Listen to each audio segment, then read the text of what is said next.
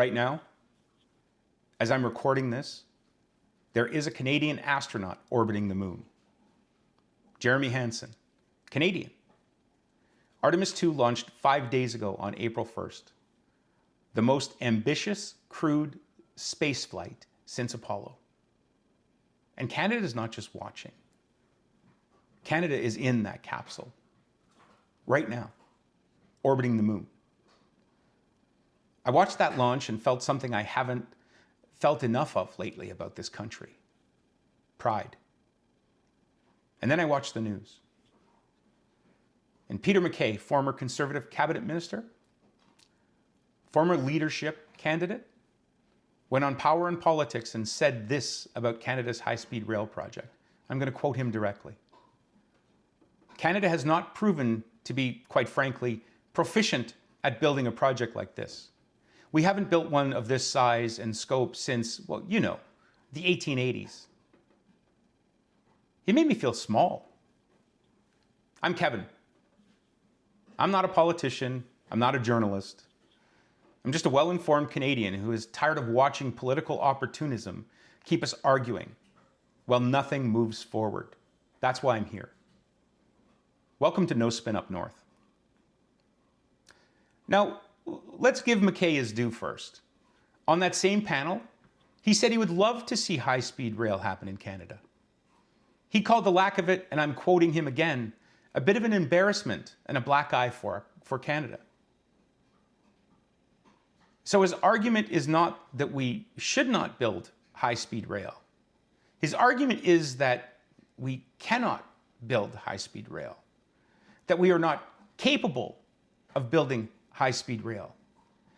And his one piece of evidence for that conclusion was this. I quote, "We just saw light rail, obviously a different kettle of fish here, but look at how that went for the city of Ottawa. There it is. The Ottawa LRT, that is the entire argument. Canada cannot build a train because look what happened in Ottawa." I want you to notice something. He even said, in his own words, obviously a different kettle of fish. He knew the comparison was imperfect, even before he finished making it, but he made it anyway. So let's actually look at what happened in Ottawa, because when you examine it, the argument falls apart completely. The Ottawa LRT was not a Canadian expertise problem. It was an Ottawa City Hall governance problem, and those are two completely different things. So what actually happened in Ottawa? Well, the Ontario government called a public inquiry to find out. Justice William Horrigan led it. 637 pages. Here's what it actually found. The City of Ottawa chose unproven rail technology that strained the limits of what an LRT system could handle. The private consortium, Rideau Transit Group, which included SNC Lavalin, knowingly gave the city false information about construction timelines. The inquiry called that unconscionable. City officials, including the mayor and city manager, had a private WhatsApp group where they tracked how badly testing was going. And they deliberately kept that information from council and from the public. The system was rushed into service for political reasons. Originally timed to coincide with Canada 150 celebrations, experts raised concern. They were overruled. And finally, the city manager resigned the day before the inquiry report dropped. The inquiry found he had made a deliberate effort to mislead council. That's not a Canada failing. That's an Ottawa City Hall failing. That's Ottawa City Hall with no experience running a mega project, making political decisions when they should have been making engineering decisions and then lying about it. Those are two very different things. And using one municipal governance failure to argue that an entire country lacks the capacity to build is not analysis. That's a conclusion dressed up as evidence. Now I want to talk about Pierre Poilievre. because he has been front and center on this Alto cancellation. He says, because of land rights. And there's a level of hypocrisy here that deserves to be named directly. Not long ago, about a year before he announced his opposition to Alto, Poilievre posted a video of himself standing next to a statue of Sir John A. Macdonald, our first Prime Minister, the man who built the Transcontinental Railway. And Poilievre said this, again, I'm quoting him directly, "Let's not forget why John A. wanted an east-west railway.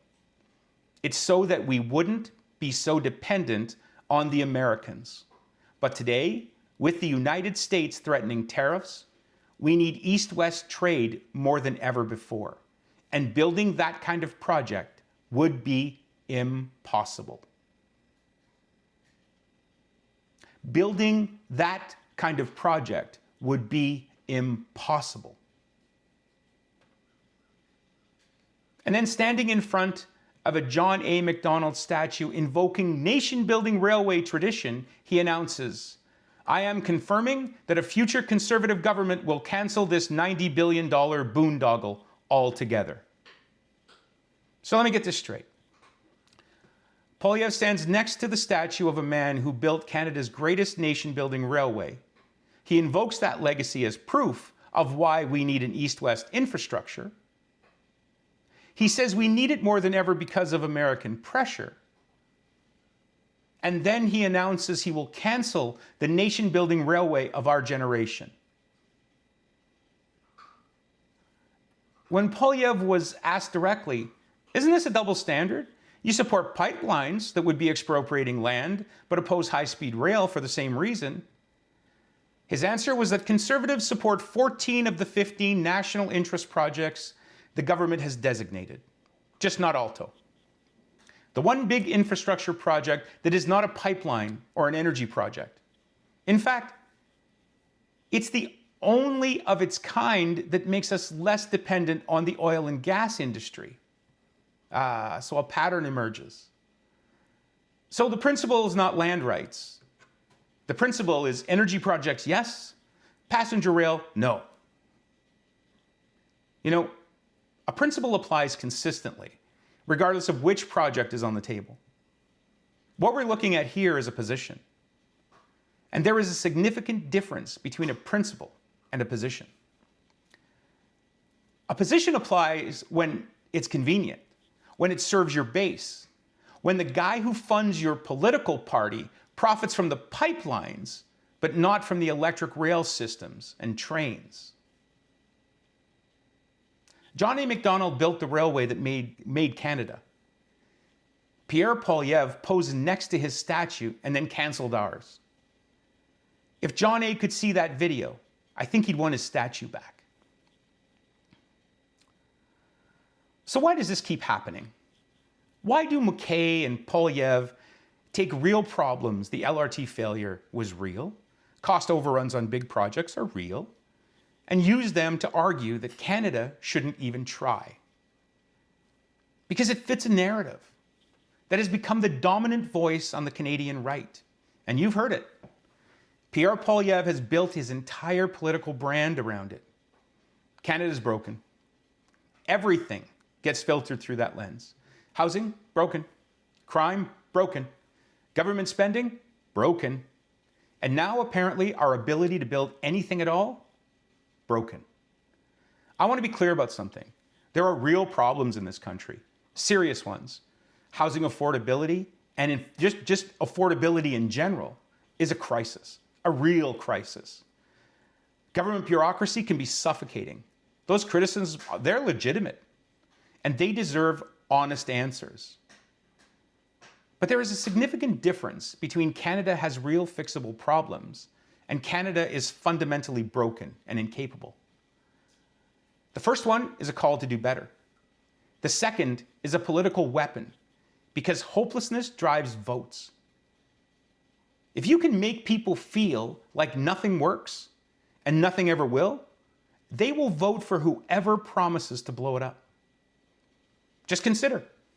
That's the message that ultimately elected Donald Trump twice.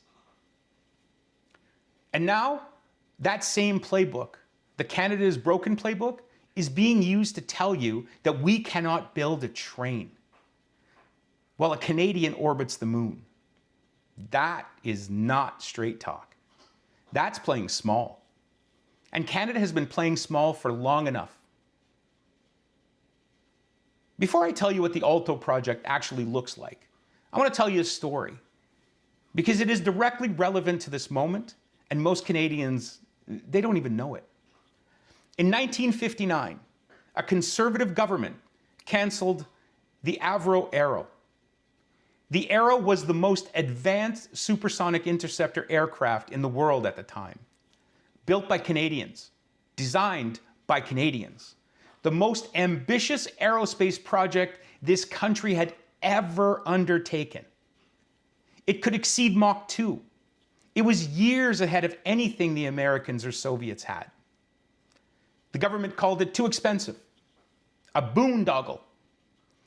Said Canada could not afford it. They canceled the program on February 20th, 1959. A day still known in Canadian aviation as Black Friday. 14,000 people lost their jobs overnight. And then, and this is the part that should make every Canadian's blood run cold, the government ordered all 5 completed aircraft, all the engines, all the blueprints, and all the documentation to be physically destroyed, burned, gone. Within 10 weeks of that cancellation, 10 weeks, 25 Avro engineers had left Canada and were working for NASA. 12 of them were born and raised right here. The man who became project manager for America's Mercury program, Canadian. The man who designed the Gemini spacecraft, Canadian. The man who was put in charge of systems engineering for the entire Apollo program, Canadian. 10 years after Canada said it couldn't be done, Canadians helped put Americans on the moon. And today, right now, as I record this video, Jeremy Hansen, Canadian, is orbiting the moon on Artemis II, carrying the legacy of every Canadian engineer who was ever told their country didn't believe in them. The playbook has not changed in 67 years. They canceled the Arrow. They want to cancel Alto. The only thing that changes is what they're calling a boondoggle. Canada has never lacked the capacity to do big things. It has only lacked the political will. Now, what is the Alto project? So here's what the Alto high-speed rail project actually looks like, because I went to check it out. The private partner is a consortium called Cadence. It includes CDPQ Infra. That's the Quebec Pension Fund's infrastructure arm. Atkins Realis, Sistra Canada, Keolis Air, Air Canada, and SNCF Voyageurs. The French National Railroad, one of the most experienced high-speed rail operators on the planet. This is not an Ottawa City Hall picking an unproven vendor under political pressure. This is Canada deliberately bringing in world-class partners to build the expertise we need, starting with the Ottawa to Montreal segment specifically, so that teams in both provinces can develop the capacity and capability before we scale the whole project. And here's the thing about McKay's expertise argument that history simply does not support. France did not have high-speed rail expertise before they built the TGV. Japan, they didn't have it before they built the Shinkansen. You acquire expertise by doing, with the right structure and the right partners. That's how every country that has high-speed rail got it. Canada is the only G7 nation without high-speed rail. Not because we can't, but because we haven't decided to yet. When I heard Mark Carney talk about doing big things, when I watched the reaction at Davos, when I heard him invoke the St. Lawrence Seaway as proof of what this country was capable of, I felt something I hadn't in a while about Canada. Pride. The Seaway was audacious, expensive. People said it couldn't be done. Canada built it anyway. And it has been generating economic value for 70 years. Right now, there is a Canadian orbiting the moon, and someone is on television saying we can't build a train. I don't accept that, and I don't think you do either. So I'm an optimist.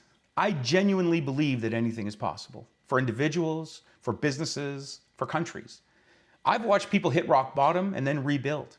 I've done it myself more than once.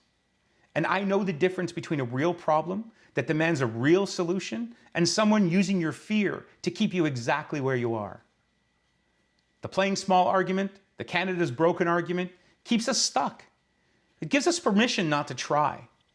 And I think we've been not trying for long enough. Listen, this channel isn't a liberal channel. It's not a conservative channel. I'll call out bad arguments wherever I find them, left, right, or center. And I'll tell you when I think somebody is getting it right, regardless of what party card they carry. Because to me, that's what's missing in the conversation. Not another voice for one side or the other, a voice that's just trying to think straight. Canada deserves better than the arguments we're having. So I'm no spin up north, and thanks for being here. And if you like this content and you get some value out of it, please like and subscribe. Have a great day.